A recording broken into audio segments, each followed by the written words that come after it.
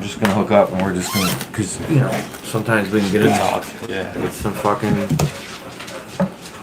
I got 190 pages of your book done.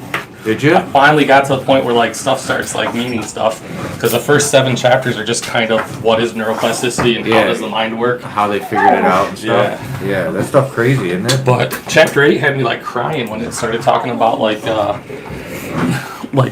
the first step, like really look into why you make these thoughts and what sort of things in your past may have caused these thoughts and stuff. Like I was tearing up reading the 8th chapter. Like I probably do need to sit down and write some of my thoughts down and get to the who, what, why, where, and when. You know? Yeah, that's the whole premise of it. Is they've learned a lot about the brain. So it took me about 8 chapters to start liking it, and now I'm really into it. I read 8 and 9th chapter this morning. Yeah, there's an actual. She has an app for that whole thing. Like I listened to her podcast too. She has a podcast where she talks about that shit and kind of puts it into different perspectives for different things that are going on. So I don't fully understand the 5 steps and the main purpose of the book yet. I'm getting there. I'm sure that's what the last half of the book's about. Yeah, because the last half of the book actually tells you how to do it. But there's some tricks in there I really like. Like one of the tricks she said, so she's talking about... So everyone knows, we're talking about cleaning up your mental mess. I can't remember her name. But Cleaning Up Your Mental Mess is the name of the book. It's a book about cleaning up your mental mess. I heard her talking on a podcast and she said some shit about how she used it for some girl. It was some girl that had like, they said she had learning disabilities and all this other stuff, and they put her, she just suffering through some trauma, and they put her through this program, and she graduated like the honor roll, like valedictorian or some shit, or went from a fucking C student to a A student with the help of cleaning up her mental mess. A lot of those.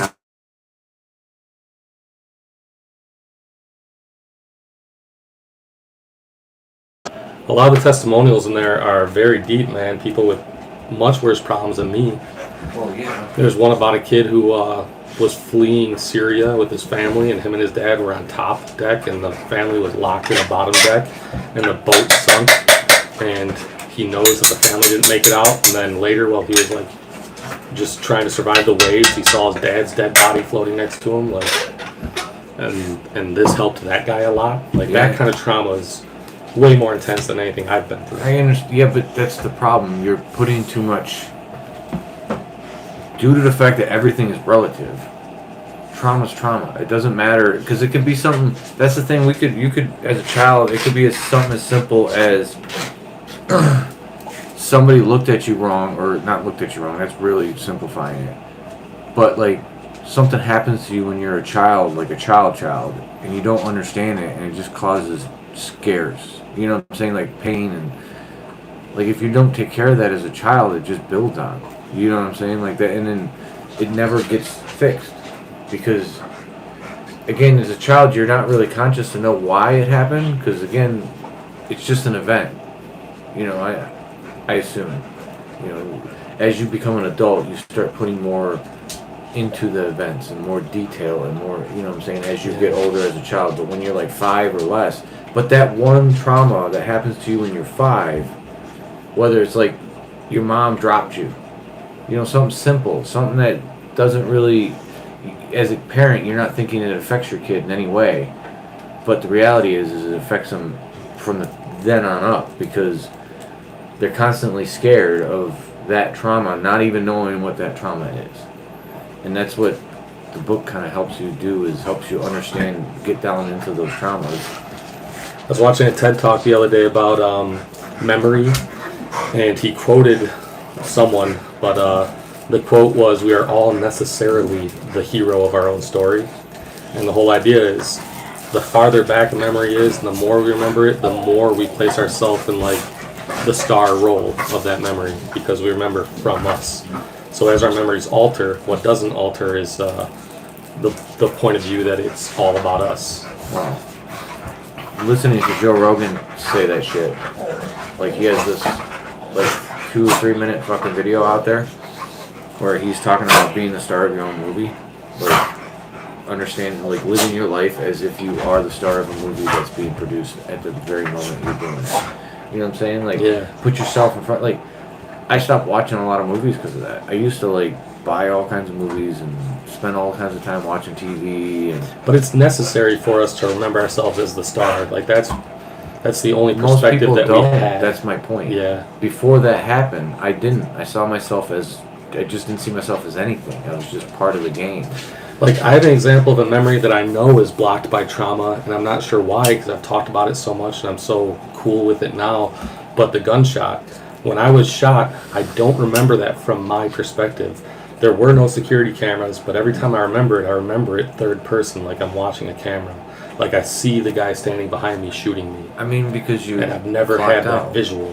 Well, that happened when I was... It happened to me when I was 5. Cause like, my brain won't let me remember that exact moment. The only way I remember my brother's funeral, because I was at my brother's funeral, is from the perspective of being the eyes from the top. Yeah. You know what I'm saying? And I'm 5 at the time. Like, our psyche does that to protect us from reliving where our eyes were at the time. But it also changes you. I know I was terrified when I was shot. I know that. Well, I mean, and that the dude had terror a gun has at you. Blocked it. At any given moment, he could have, if he aimed the wrong way or something went wrong, it hit you in the head, you're gone. And the only other time I feel like kind of terror is when I'm trying to talk to a pretty girl. That's because you just don't do it. That terror comes with everything you do first time you do it. Granted, a pretty girl is harder because, again, there's a lot in your mind, there's a lot riding on it.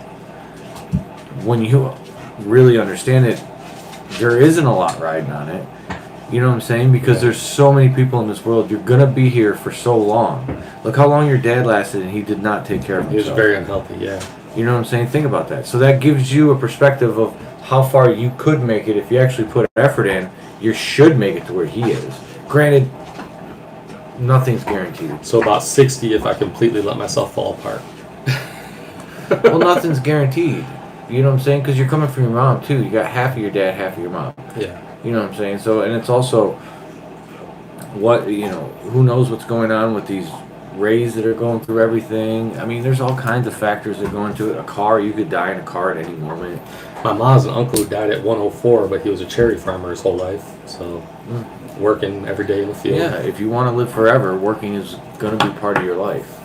Like, if you want to live for a long period of time, you have to have some kind of rituals that require you to actually move. Last time I saw that guy, he was already 100 years old, and he was driving a brand new truck, and he was quick as a whip. I'm like, why'd you buy a brand new pickup truck? And he goes, because I'll never have to pay it off. That's true. He's like, I'll die, and they'll just take it back. Yeah. So we went to 5 countries on this trip. Yeah? 5 different countries. So you got 5 stamps in your fucking book, huh? No, because open borders. Oh yeah, open borders on all of them, yeah. You're right. So I didn't even see so much as customs or border patrol or anything at any of these borders. Yeah, I don't think it would. It'd be like driving through the U.S. Well, I hear people in the U.S. who think America's the greatest country ever say things like, who else has open borders? Well, You look great. Yeah, thank you. Oh, dude, you're going to love this one. So the EU did that intentionally. The root beer is really good. The EU is intentionally trying to be more like America because they see the value in, like, it's better for trade, you know, for them. But the open borders thing is something that is new with the, you know, incoming of the EU. It's one of the reasons that Brexit was such a big deal. Yep. I heard a couple English folk in the line with me in Amsterdam in that long-ass line for American passports and foreign passports, and they were pissed that 5 years ago they had an EU passport and they wouldn't have to wait in that line. They're like, we're not even European anymore. But they were obviously liberal Europeans, or Englishmen. A couple of redheaded folk. So it was fun walking around, like, Lübeck, Germany, and seeing a group of Asian people and they're speaking German. I'm like, never in my life have I seen that before. You know, in America, it's normal to see a group of foreign people speaking a foreign language, but these were Germans in their country who happen to be of Asian descent. And as they walked by me, I was like, wow, that's unique to me. Tom Segura did a joke about that because he says there's a lot of Asians in fucking Mexico City and they all speak Spanish. So it's like going to Chinatown and everyone's speaking Spanish. You know. So, but So Hamburg was the first city we were in, and we stayed right off the Rippabahn, which is like their Vegas Strip, you know, kind of. It's their anything goes street. And so the first night we walk around the Rippabahn, very punk rock. Lots of people look like Madonna, you know, look like 80s, you know, leather and spikes and stuff. Very punk rock in Hamburg. Everybody's hair was a weird color. But women standing outside of buildings asking me if I want sex left and right. Every other building was something to eat, then someone to fuck. You know? When we went into that sex shop, the pictures I took of the dildos and the sounding rods and stuff, they had a whole shelf of bestiality. It was a pretty scary place. Anything goes sex in Germany. Did you see that thing? Did you see that in fucking... Like, we could have went to a donkey show in Hamburg if we wanted to. Yeah, but did you see in Amsterdam the sex shop with the black mask on? Like you walk by it and they've got these black... Like, one of them had it was just a straight black mask with 2 eye holes and a fucking toilet paper roll attached to the face. To wipe their ass. And some of them are, like hoses that hook up to a butt strap. No, these were like masks. These were like... So I went into a room full of different... masks. Some of them had like dildos sticking out of them. What scared me was the animal room. The doggy and kitty mask, and then rhino masks, and elephant masks, and all leather. I was very afraid. In Hamburg, I was like, you know, I'm a Protestant. I'm about straight missionary. We can have the lights off. So that's Germany, huh? Germany is really cool, though. So, like, 14-year-olds can drink in Germany. So we went to the Hooters. It was, hi, I got you a gift, but I just found out you're probably not going to like it. I bought you a bottle of red wine from Germany, but it was the sweetest one I could find. They were letting us sample. You could sample anything you wanted in that store. So I'm just walking around. I'm like, I got a buzz. Yeah, it's from Germany. That was my favorite one. It only cost me €5 though, and the dollar's stronger than the euro right now. So that was like $4 American. That's it. But Brian loaded up on Weissbier in Germany because that's what Swedes do. I guess Germany's like the cheapest place to get alcohol. Thank you. So that bottle probably costs more to produce here than the whole thing costs in Germany. It's fucking. I'm gonna like keep this bottle forever. Keep the bottle, yeah. I told him I wanted something local, something specifically German, which is what I was saying everywhere, and Brian was making fun of me. I wish I could understand it. So I bought my mom some chocolates in Belgium, and me and Brian are talking to this beautiful young chocolatier, and I asked her, I go, I want to get my mom something specifically Belgium, and this is how she answers me. She goes, well, you're standing in Belgium. I am Belgium. I've made all of these chocolates. All these chocolates are being sold by me. Everything in the store is specifically Belgium. And Brian's like, yeah, dumbass. It's like, all right, fuck it. Just give me some pretty chocolates and wrap them up. Did you play any disc golf? I did not. No? We were pretty busy. So we were pretty much... The only city we stayed in 2 nights was Amsterdam, which I'm glad because the first night I was a pussy. Where'd you guys stay? Same place? No. So we stayed in IBIZ budgets. We stayed in like the cheapest hotels we could, which was great. I paid for every 3rd hotel and every 3rd meal, which is pretty solid.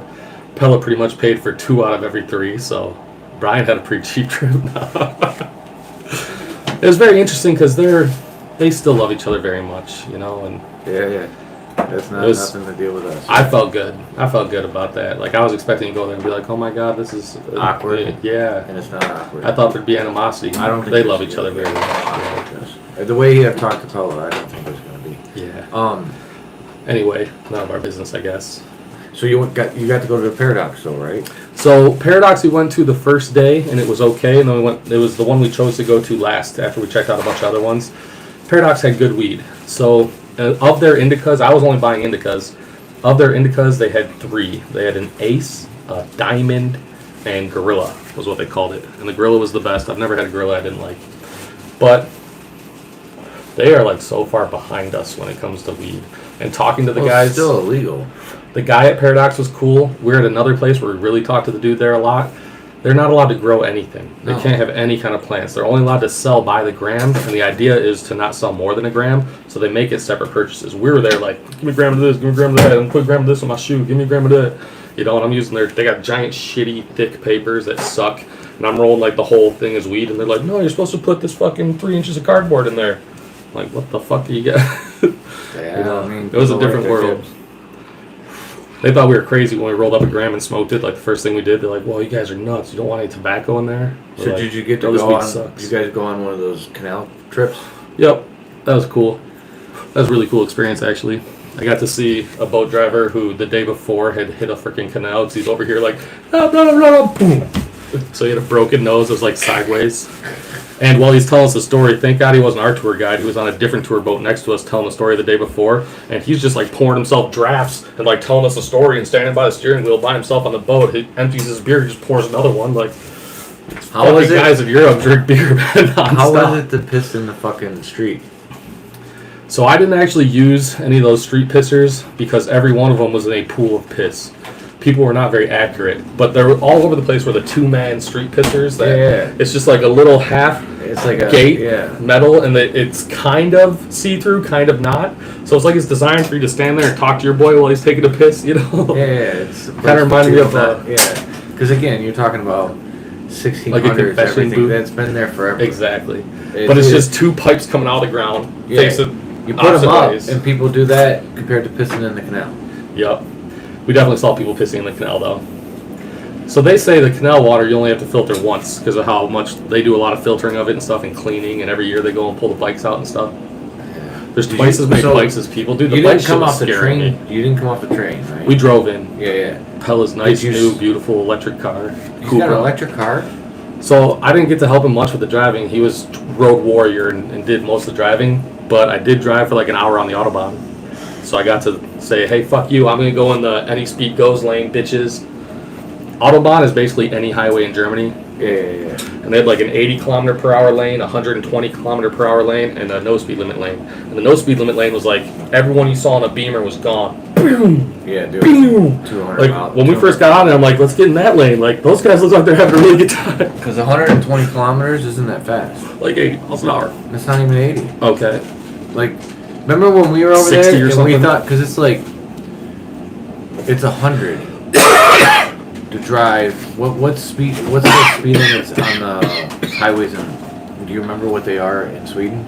Yeah, it's low. It's like 70 kilometers or something. They drive slow in Sweden. Yeah. They talk about a drive being an hour away, and I'm like, your whole country's the size of Wisconsin. What's an hour away from what? Yeah, But because we drive 80 miles an hour, Yeah. so we're going to get there quick. Well, they also have more terrain to deal with, bridges, shit like that. So it's a little different. And you know, the city itself is compact as fuck. So driving through Stockholm is no joke. Amsterdam and Copenhagen both. So many people on bikes. All the locals going to and from Did work. you get doing to their go to the thing, train station? going fast as fuck. We stayed outside a train station once, but I don't think it was. I think that was in Amsterdam. So you didn't get to see the bike rack in Amsterdam? So I didn't go to the one you're talking about, and I know what you're talking about from seeing stuff like that on TV. I didn't see that there's a ferry somewhere that rents out space for bikes and it's just completely packed too. Yeah. But what I did see though was bikes everywhere I looked. Oh, yeah. So bike racks, how was hundreds it of bikes. here? Beep, beep. Yes. Beep, beep. And they're gonna kill you when you hear that sound. It's like move or die. Yeah. Don't stand in bike lane. Cheers, brother. Manic Mouth 420. So there was a lot of interesting ways that they rode their bike. I wish I got some pictures of this, but it would happen so fast. But they had these little tiny baby seats for infant babies, but they go on the handlebars. So they're directly in between your two hands. And then all kinds of people just had like a flat like little pad on the back that you could put your groceries or whatever or your kid on. And so I saw a guy riding his bike and he's in like getting ready to go to work clothes and he's got infant right in his lap on a thing, and then on the back he's got like 4-year-old kid who's reading a book and he's got a backpack on like he's gonna go get dropped off at daycare. And I'm like, this is like they're sitting in the car. This is like the most normal shit for them. Like, and they're flying and his only defense is beep beep. You know? Yeah, dude. Bling bling. But it's, I don't know, it's different, isn't it? So the thing that the teenage girls do, and seeing them get into this position was kind of funny too, because they have to do it while they're moving.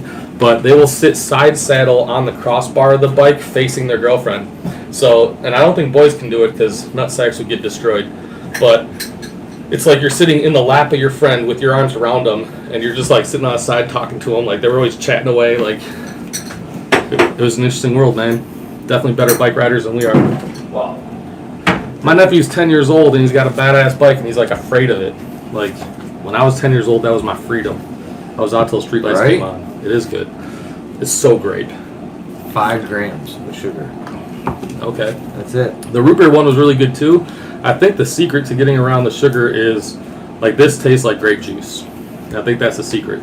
Like, Yeah. it has to be But it has tons of great flavor. It's about the fiber that's in there.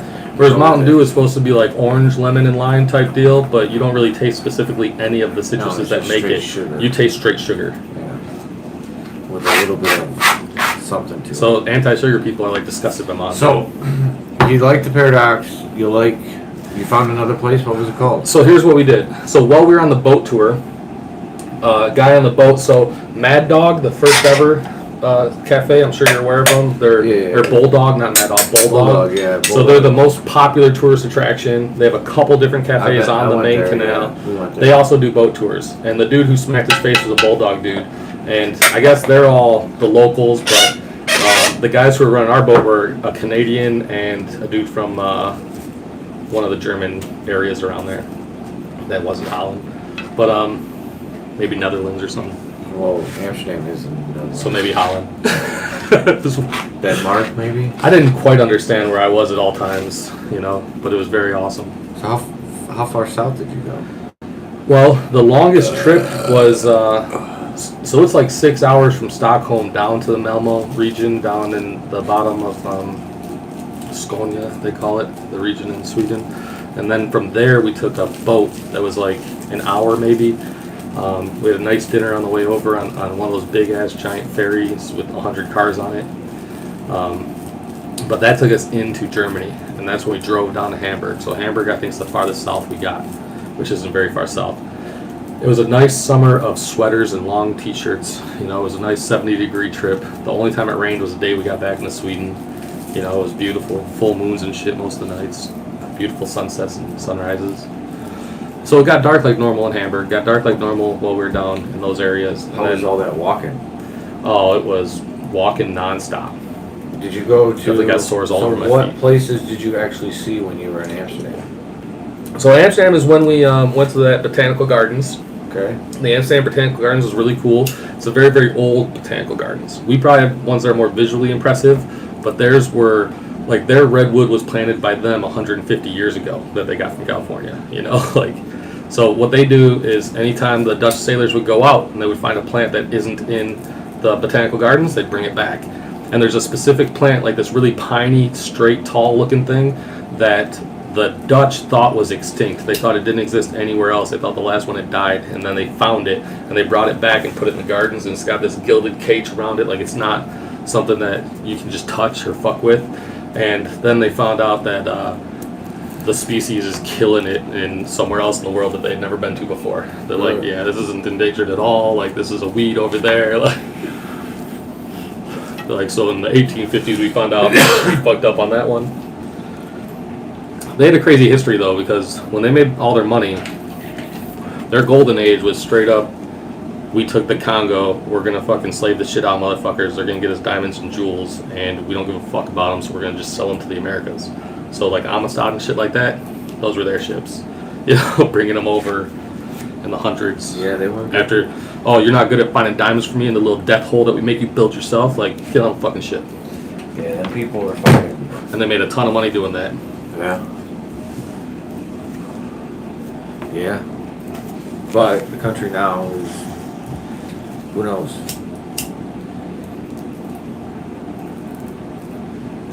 How busy was it? So, interesting, Hamburg was busy. I wanted to tell you about the Hooters. I wish I had a picture of this, but there was like a dozen 14-year-olds sitting at a table, and they're all drinking tall drafts, and they're all giggling like crazy. They'd never been at Hooters before. Their Hooters girls were not anything special, like Hamburg was a lot of fat people. Germans are not in the best shape. I guess they're known for that. Really? They're all eating sausages and drinking beers nonstop. There's some kind of Wurst in one hand and some kind of Weiss beer in the other, shit like that. Yes. Everywhere I go, I'd ask for the local, and Brian would laugh at me because they only sell what they got. Like, I was in the home of Stella Artois, and that's all they sold. Then I was in the home of Heineken, and that's the only thing you fucking get. But, Was it any better than when you get here? No, I don't like beer. I don't like beer anyway. I just grab tall beers because I'm in Europe, and that's what you're supposed to do when in Rome. That's one thing I like to do. I like to do whatever the locals do. But at that Hooters, these kids all are ordering They all got their beers already. They're ordering their chicken wings probably from their cute waitress or whatever. And then she turns around to walk away, and every one of their heads like turns on the table, and it's like they're posing for a group photo to stare at that ass in the Hooters shorts. And that was the funniest thing I saw in Hamburg, because there's little 14-year-olds out on like school trips sneaking away to like go check out the hookers in Germany. You know? I mean, me and Pella did walk through. Sex is different there. So in Germany, they didn't have, it wasn't red light district. It's not girls indoors. You don't see them. It's a madam standing on the street, like picking you out as a tourist. Like, hey, you want to fuck someone right now? Come on. And then you go into a sex house. So they're all brothels. So, but I did not purchase any hookers in Hamburg. I was quite intimidated by the whole scene, actually.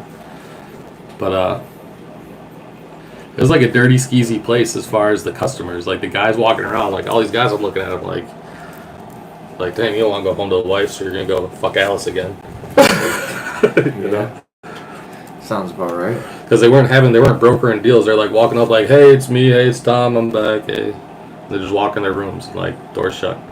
Like that's how things were going down in there. It was interesting for me to see stuff like that though, because that was kind of like, so all I gotta do is walk up to one that I think is pretty and start negotiating. Be like, hey, I'm looking for this or this or this. Like, what are your prices? Yeah. In the red light district of Amsterdam, though, very professional place, by the way. Wow.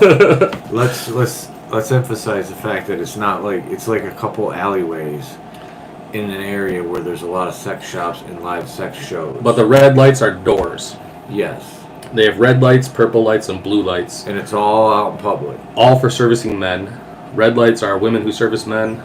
Purple lights, which I didn't actually see, are transvestites who service men. Oh, that's the blue lights. And blue lights, which I didn't see, are men who service men.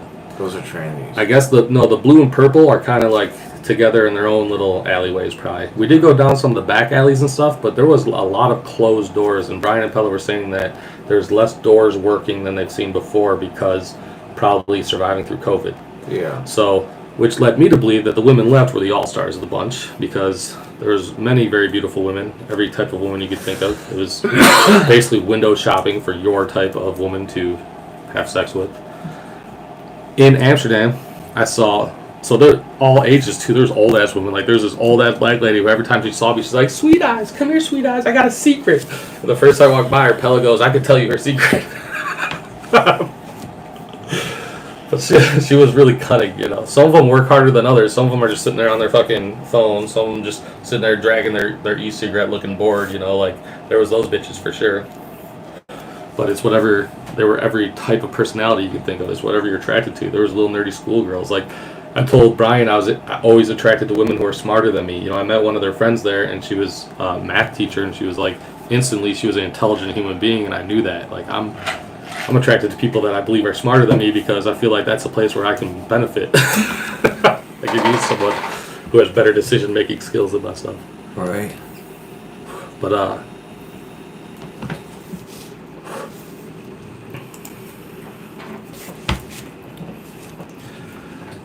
so we were in Amsterdam for 2 nights, and the first night we were there basically just walking around as tourists. The second day is when we did the boat tour. It was like the first thing we did. On the boat tour, we passed by the botanical gardens and all kinds of museums. That cool-ass building that's like the public library where some dumb American bitch jumped off on mushrooms, and now you can't do mushrooms in Amsterdam. It's like the one thing that's illegal. But well, they used to sell mushrooms. Yeah, but it used to be like an open thing, but then some rich American girl got all fucked up. It wasn't like open. It was in specific head shops and stuff like that. You still see the signs that had on the signs that are cannabis and mushroom. But that's the point. It wasn't. But it was like weed. It wasn't like everywhere sold it. It was just specific stores in the city sold it. So we were told that they kind of told a joke. They said that she thought she could fly and she jumped off the. There's a really cool building. It's shaped like a ship, but all glass. It's like, no, it wasn't a library. It might be a museum. It might be a boat museum. But on the ground level on one side of it, there's a park, and then the whole ship is like a angle going up, and the roof stays a park. It's like a cement roof park with like a walkway where you walk around the roof and get a really good view of the canal and the city and stuff. It's right on the edge of shore, and like kind of by itself. Downtown they have shit like that. The public library has a really tall canopy so that you're encouraged to go there and hang out and walk around. They probably let like 20 people in 20 minutes, you know, but it's supposed to be a free, fucking really good view of everything and to really take in what Amsterdam is because it's a big, beautiful city. But it looks like you can hang out at that park on the roof of the museum all night long. So they said the joke that the boat person said on the tour was something to the effect of, so now in Amsterdam, if you believe you can fly, we ask you to try from the ground first. But I mean, that's just a misnomer that they've been using forever. Right? but I guess her family successfully sued, and Amsterdam didn't put up any fight, and they gave them what they were asking for. And one of the things they're asking for is to make mushrooms illegal in the city. So they did that. So you can't trip on mushrooms and walk around town like you used to be allowed to. In Copenhagen, we went to that Christiana. I wish I took pictures there, but it was like a situation where there's lookouts and there's people selling every type of drug you can think of. So there's tourists getting off bus and grabbing bags and bouncing back on bus. And I'm like, I don't really want to go walk around with my phone out, you know. I didn't at all feel unsafe, though, because I think I had a higher propensity for violence than everyone I saw in the Dutch regions. It didn't seem like people with violent personalities. So it's like, yeah, he wouldn't really survive a punch to the throat, so we'll just leave him be, you know. But I've never thought. when I saw in Christiana, they would set up shop. They had like buckets. They pull 2 buckets out, stack them, and they put a flat piece of cardboard, and then they'd have like 6 bags, and it's like, what do you want? Which bag of, fun tonight? And there were always dudes like hoods over their face, like you can't really tell who they are, and they'd have little parasols. They'd have like little umbrella going through this bitch over top of it, so it's like rain or shine. What do you need? I set up shop. And then if they need to unset up shop, it's like umbrella comes down, bucket, I'm out. Just do it with the bucket on a bicycle. Good lord. So that place was, so in Copenhagen, you have, it's like a 2-year squatter's right. So you can't get a rent for more than 2 years, because if you pay your bills on time for over 2 years or something, you can demand the license to the building. You can demand ownership. So they don't let you do it. You get like 1 year rentals, and then so people move around a lot there, which kind of makes that inconvenient. But it's because they claim to have more human rights than any other humans on Earth in Copenhagen. And Christiana, in like 1970 or something, a bunch of hippies proved that they had been living there for more than 2 years, and it was an abandoned military base all on the coast, and it's like housing and factories and stuff, and they gained control of it as a commune, and then they demanded laws of their own. So it gets raided all the time because they do shit they're not allowed to do in there, but they're allowed to do more shit in there. So it's a place where you can go get weed and smoke weed. And if you're just a tourist smoking a joint, you're not breaking the law in Christiana. But I'm pretty sure all the guys grabbing MDMA on their way to a fucking trans fuck fest party are probably breaking some laws. What I did see there, something that I was uncomfortable with, there was a man sitting on a porch who was clearly fucking out of it, clearly like dope sick, and there's another man shooting him up. So there's a man operating it for him, and the guy getting the fucking hit had his head down, mouth open, slowly drooling like puke, like bile. So he was just like, as he's just like puking shit, his boy's like, I got you, man, I got your hit. So in Christiana, you see shit like that. That was cool. And that's Copenhagen.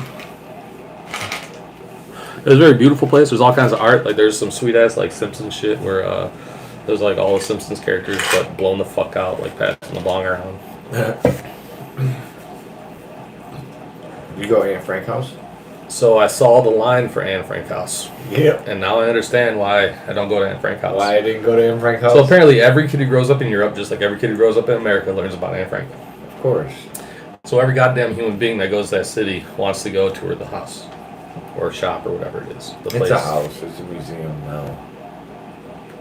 And it's probably just like everything else there. They have the whole 20 people, 20 minutes. The public library you can come in for free, but it's 20 people, 20 minutes. The botanical gardens you pay for, but they didn't time you or shit. But everywhere you go, there's like still no one was wearing masks. They didn't have that. People were, but no one mandatory. Right. So one of the conversations they had, it was nice. Did you get the bakwa, the meat pita thing? Did they make you get that? No. We did eat lots of like doner though, like basically shawarma. Yeah, doner. That's it. Yeah, we ate a lot of doner. Yeah, that shit's. There's one place we found over by the Paradox, over by where we were staying, on the main strip. That was like, what made it better. It's the same fucking everything. Everything else was the same except for they had both sauces in giant containers on your table. Lots of sauce. So I don't really get down on sauce. I guess in Europe they have all kinds of different types of sauces. Dude, the French fries are mayo. Yeah. Like you didn't get to go to a French fry place. So we had a Belgian place where we had like a bed of French fries with 5 different types of deep fried things. No, this It's is Belgium. This was more along the lines of it comes in a All cone. the snacks. Comes in a carrying. I did not thing, get that thing. Yeah. And then they have like 40 different choices. So our for time in toppings. Belgium, we did go to Bruges, but our time in Belgium we spent mostly hanging out with friends, which was that. So we didn't. We went to Ghent and had lunch, but we didn't do a lot. In Ghent, I think we walked around. We ended up at a donor place because we were looking for fries and shit, and there's a lot of shit shut down. People on holiday. It's rough going first week of July. Yeah, because they take vacations. So both the airports I landed in over there, landing in Amsterdam there, coming back, landing in New York, were jam fucking packed full of people. Amsterdam and New York are always busy airports, busy ass customs. But Detroit, both ways, on 4th of July, my plane was half empty. They had like 18 seats in first class when I walked in, and there's more than 18 of us not there, so I know they couldn't do it. But I walked in, I was like, how many of those are available? Because I'm looking at my app, like there's 18 not purchased. I can upgrade for like $200, but I don't want to do that, you know. But you can't just jump in there. Both flights were nice though. I took Delta the whole fucking way, which was sweet because it was actually Delta planes the whole way. Delta now flies out of Stockholm to New York. That's sweet. And it was a New York-based crew. So where's your next trip? I wouldn't mind doing something similar, man. I wouldn't mind going to Amsterdam again. Now that I like Amsterdam better after being there 2 nights. You know? Well, yeah, because you didn't really get to go. Yeah. You weren't actually in Amsterdam. I wouldn't mind Actually partying in seeing it. Amsterdam. See, Amsterdam's one of those places. It's Like a 4-day bachelor party in Amsterdam or something. Sounds fabulous. Because I'm not going without my wife. So when we go, it's gonna be one of those things where we start in Amsterdam, or do like you did, start in Sweden. But honestly, probably just Amsterdam because it's closer, and just have them meet us in Amsterdam. So I flew into Amsterdam and then flew to Sweden. Like I should have just hung That's out my in point. Amsterdam for a day. If I do this again, I might just fly to Amsterdam, hang out, and have them drive down to me. Well, that's you what I'm know? saying. Have them meet us in. I'll just go get a hooker night 1. Have us to meet get us 500 euros out the way right away. in Amsterdam because it's cheaper too, flight.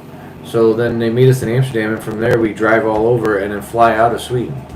You know what I'm saying? Instead of spending too much, because that first couple days of Sweden, you got to smoke that shit weed that fucking Christian gets, and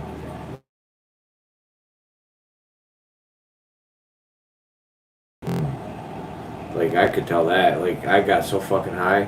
But I would smoke sativas too. That's the difference. I would smoke a lot of sativas. So, other cafes then. I didn't really talk about other cafes. So on the boat tour, they were telling us what cafe had the best weed. They're like, everybody's smoking this weed now, highest THC, indica, if you just want to get fucked up. And we're like, cool, let's go there. He's like, all the locals go there. So we find it on our little map. We go to it. There's a line of like 20 people, and it fucking just seems shady. And it was all fucking young punks in there. And it's like, man, fuck this cafe. Like, I've seen cafes all over the place that are way more, like chill and cool. One of my favorite cafes, went to one for breakfast. That was just some lady running it. Locals were coming in and quickly buying like pre-rolls, and walking out, like coming in with their dogs. Their dogs were getting treats from her and shit. Like, it was a cool little morning place, And I had her make me a cappuccino, and she asked if I wanted whipped cream, and I said yeah. She gave me a tall glass of fucking like espresso and milk, like tall ass fucking hot cappuccino, and then she covered it with like hand cream that like just looked like a dollop, but it was massive. Like I sat there for 10 minutes, like just enjoying my dessert breakfast. I was like, can we just go back to that lady? Because she just make me one of these every day. Well, that's why I picked the Paradox, because it was close. She was cool as hell. And I think I spent like 10 euros on that whole thing, and I got a pre-rolled from her, and I fucking sat there smoking my pre-roll, trying to devour my fucking... Even there, man, every time we smoked the pre-roll, it was garbage. Yeah, they were. See, I think... There were places that only sold pre-rolls, but they would sell you up to 3, and then you buy those little pre-packaged fucking cardboard things. And it's always half what you expect, because it's half fucking filter tip. I think the pre-roll game is going to be garbage until they let the home growers in it. Once they let the home growers start distributing pre-rolls, changes everything. So the cafe where the dude was cool. I wish I remember the names, but the cafe where we got the gorilla that we liked. That guy was telling us that he knows America does it way better. Like, he gets his seeds from America, and he's not allowed to plant or grow anything. And we're like asking him how he gets his weed, and he's laughing at us. You know, he's like, oh, you know, all legally, you know, like. But he's got all these little like pre-packaged dime bags and pre-rolled fucking shit joints. The dude said, the guy at the Paradox that I dealt Our weed with, doesn't even look very good. he was a big dude and he owned it. And he's like, every day I get 2 pounds of weed or whatever he gets, and it's illegal as fuck. I'm fucking breaking the law. And then I break it down into these little bags, and then I'm legal. Yep. And That's I'm allowed to crazy. bring it in, yeah. And to us, it's the other way around. Like, once you put it in another bag, you manufacture it. You know it's like That's that. a question they ask because you of us, right? Because if it wasn't for us, because Amsterdam lives in a different world, because Amsterdam is a different world. It's a fucking port of all ports. It's one of the, if you take non-stop busy, but like 400 years past their prime. But what I mean is like Hong Kong, and that port, and then some ports down in the fucking, you know, Italy and shit like that. Those are like Amsterdam is a port where everything went into Europe. Like, if you wanted to get shit into Europe from anywhere in the world, you went to Amsterdam, and that was your easiest way in. So Amsterdam you saw 2 cops on a bike in pairs all the time. They had a lot of cops, but they also had these people standing on bridges, like in the red light district, that just said like Amsterdam response team, and those people were just like volunteer EMS. Like, they're gonna save your life if you need it, but they're not part of the cops or the hospital. You know, it's interesting. Right. There's people on canoes that just go around cleaning up the fucking canal, you know, picking up any floating garbage and shit like that. Like, their type of people are really into, you know, trying to make it nice. But I guess in the Industrial Revolution, Amsterdam and Copenhagen were cities that were just completely smog and nasty and oil in the fucking canals and shit, because they just went hard on fucking factories and manufacturing and shit. And then they learned, like, this is terrible. And they actually, the reason that Copenhagen is all biked out the way they are, they had the same like a thing revolution. Flint. We just abandoned it instead of fixing it.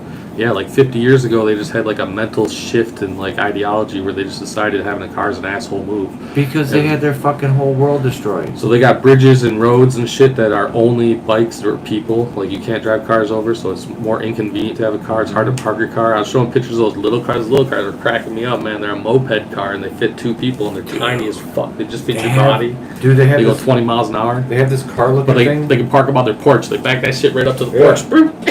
This is it isn't a car. It's not, you don't need a license to drive it. It's considered like a little moped, but it looks That's what all the locals are. It's like a full enclosed little car. Yeah, you got your rain hood. Yeah, you got your winter drive, and you're fucking like 3 wheels. But because it's not considered a car, you don't have to get a license to drive it, and it'll fit anywhere. And they don't have license plates. I don't know. So we saw those turn into like espresso shops too, and like we saw those turn into like little pretzel shops. Like, there were people that pulled up and on the back they like converted it to a little oven thing. They'd open it up and start selling you shit. It's like, damn, that's entrepreneurship. Did you know that Michigan's gonna have the first power charging road? That's awesome. Road that charges you as you go. Well, it's only gonna be a mile. It's not. I don't even think it's a mile. Telling me pay off my gas guzzling truck and sell it. You know that strip there that by the fucking the train station where there's the train and line and the road that takes you to, like, if you take it down to fucking Vernier. Oh, our train? Yeah, okay. Yeah, that in Detroit. Okay. I think that's the road that's going to be. Yeah, I mean, picturing European train stations. Or it's going to be the road next to it's the road just past the train station that you go down and to get to whatever. That's going to be, I think that they're going to turn that into that road. Ford has plans to where maybe they want to try to turn Detroit into one of those things where you can't drive in. You have to fucking use one of their cars, electric cars that'll take you where you want to go. Autonomous driving, get in and, like, you know, take you where you need to go. Be safe. Well, it's too much money. It eliminates specific areas of crime and give way to new creative areas of crime. Well, of course, crime is. I mean, you can't technically get rid of that. You can lessen it. Give people opportunity, give people jobs, education. Yeah. Then they won't need to become actual opportunities that mean something, not bullshit opportunities where they're just phasing them out. You So I haven't smoked in a while, and yesterday I went to bed at what was technically like my 6 a.m. because I woke up at 8 a.m. in Stockholm, got on a plane at noon, got into New York at like 4, got on another plane at like 6:45, got into Detroit. It's like an hour and 10-minute flight, so like 8 o'clock I got into Detroit. But then I got home and went to bed at like 10 or 11, and which was, I was chasing the fucking sun, losing 6 hours, you know, so somehow it was like Yeah. like 20-hour, 22-hour experience, you know. I was so fucking dead tired. So I took the sheets off my bed and put them in the washer before I left. Is one of the last things I did. I was like, I might as well do this while I'm gone. So when I got home, I took the sheets and shit out of the basement, and I go up to my bed, and I was so tired, I was just like, toss sheet, toss body, pull blanket. You know, like, I'll tuck you all together some other day. That'll help you regulate back to a normal sleep pattern. Yeah. I was very comfortable being in my own bed, even though the sheet was just kind of there. That is the hard part about traveling over there. So I took my sleep apnea machine, and it's really cool to travel with because it's like a bonus carry-on, and I can't fuck with it. So I keep like the book and headset and shit like that in there. But I forgot it in Sweden when we went on our road trip, so I didn't have it anywhere else. I did have all my shit from flying Delta first class the last time, so I had little earmuffs and fucking eye masks and shit, and I gave that shit to Pella because he couldn't handle me fucking making sounds. Like, Brian's machine is cool, but me snoring's terrible. Because it's different. Yeah, for sure. He's used to that white noise. For sure. Double white noise probably would have you're been a now bonus white to noise, him. bro. If I had another machine, it probably would have been like double white noise for him. Oh, dude. Super beneficial. And he'd have been He fine. would have slept great. Now because I've heard you snore, motherfucker. It's no joke. Well, you know, I've heard you snore through a fucking wall. I'm a full body man. I do full body man things. Yes. Full body man is an understatement, sir. I love when little people sneeze and it's like a little person sneeze, and I'm like, man, I'd probably terrify them. Well, sounds like you had I like a to good time. growl, you know. I kind of like play growl, and like What about Asia? people were getting worried when we were whitewater rafting because I was growling the fucking rapids, and I was like, well, I gotta, you know, beat these motherfuckers. I gotta dig in and fucking win this war for the team, you know. So I get a little growly. I used to do that shit in sports too. I think I want to go south. South Europe. Like, no, like, I think we should land in Amsterdam. Anytime I go to Europe now, I want to land in Amsterdam and spend a night in Amsterdam. yeah, We you can go just somewhere stay in else. Amsterdam and then, okay, well, you guys don't want to meet me, I'll drive to you. After being introduced to a professional hooker and the magic of her profession. Or take a train, because I'm sure you can take a train to It's Stockholm. the most expensive and most well worth 20 minutes of my life. So I think that's cathartic though, because one of the things I tried to do, I was like, man, I got traumas that I feel like I've never left, that when I think of, I'm like right there feeling every single emotion tied to them. I was like, I want to do that with this. I was like, this 20 minutes I'm going to remember. So the next like 3 days in Europe were kind of a blur because I was still like, You put so much I was still, emotion into it. my soul was in the clutches of a fucking Russian hooker. I wish I remembered the song because she was playing like some Russian fucking trance fucking pop music shit. Called herself Christine. Was there any concern about the war? Well, it all happened so fucking fast, man. Like I was I kind meant of like just in general. no. Like, you didn't feel like people really. I kind of did think, well, fuck Russians, you know, fuck Russia. What she had told me she had been in Amsterdam for 2 years and she wanted to be there 2 more. And she seemed like if she was making per hour anywhere near what she made off me per 20 minutes, she is a fucking baller ass entrepreneur. You know, fucking go getter champion of the vagina trade. I mean, But you know how much they charge in Nevada, right? so I was picky. I walked around a lot. Brian thinks that he knows who it was, but we definitely all saw it together. But then I walked around a few times and kept thinking of her. And then when I chose, I just kind of pointed at her door, and she opened the door, and I walked in. She's like $50 to come in the room, and I was like, 50 fucking euros. Here you go. I had 200 euros cash, and she ended up getting all 200 of those euros before anything fucking happened. Because she's like, "Do you want me to take my clothes off? 50 fucking euros." And I'm just like, "Damn, why'd I let you see how much money I had in my pocket? Like, here, just take 200 euros and let's have some fun, you know?" And then she's like, "Well, this will get you a blowjob, but if you want to do anything better, you gotta give me like 150 euros." And I'm like, "Bitch, all I got is a credit card." And she's like, "Sweet." Check this machine out. Fucking came out her pocket. I'm like, Good "Oh Lord. my motherfucking god," you know. I wondered why. So she threw a fucking goddamn paper towel on me. Like, she put a condom on me real quick and then paper towel through that bitch, you know, like fucking stabbed me. I'm like, what the hell is this for? And then the gallon of lube came out and I'm like, holy fucking shit, I've never seen this much lube, but the paper towel kind of protected me from that. And yeah, then it was fucking 10 minutes of magic. We cuddled a little bit though, which was cute because she's like rubbing my fucking nipples and shit and asking me if I would marry a hooker and stuff. And asked me if I'd move her to America, and I'm like, well, I live with my mom, my grandma, my niece, and my nephew. I'm not moving. She's down. I was like, well, you probably can't have the same job in the States. You make way more here. Yeah, you definitely do. Yeah. But she might not want to, you know, who knows? She asked if I want her number or if she should give me hers, and I was like, or if I should give her mine. I was like, this is a once-in-a-lifetime experience. She's like, I understand. She's like, come back tomorrow night. I'm like, this is my last night. Which I'm glad, because if that was my first night, I would have come back tomorrow night. Yeah. It lost way more money. Alright. That's good. Hour almost.